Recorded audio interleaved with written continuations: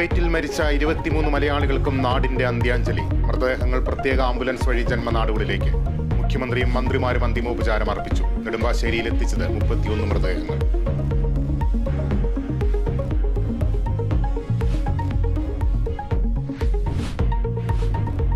ലോക കേരള സഭയുടെ 4ാം സമ്മേളനത്തിന് അല്പസമയത്തിനകം തിരുവനന്തപുരത്ത് തുടക്കം. മുഖ്യമന്ത്രി ഉദ്ഘാടനം ചെയ്യും. സമ്മേളനത്തിലെ ആഘോഷ പരിപാടികൾ ഒഴിവാക്കി.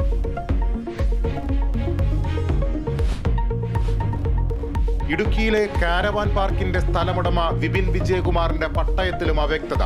ആധാരത്തിലും രേഖകളിലും സർവേ നമ്പറുകളിൽ വ്യത്യാസം. വ്യാജ പട്ടയം നിർമ്മിച്ചിട്ടുണ്ടോ എന്നതിൽ റവന്യൂ വകുപ്പ് പരിശോധന.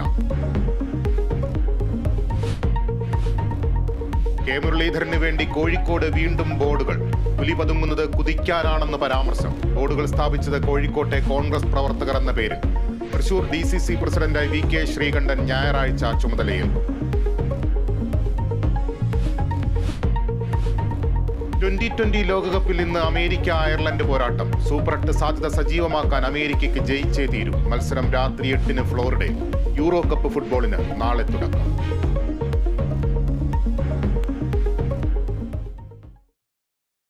കുവൈറ്റിലെ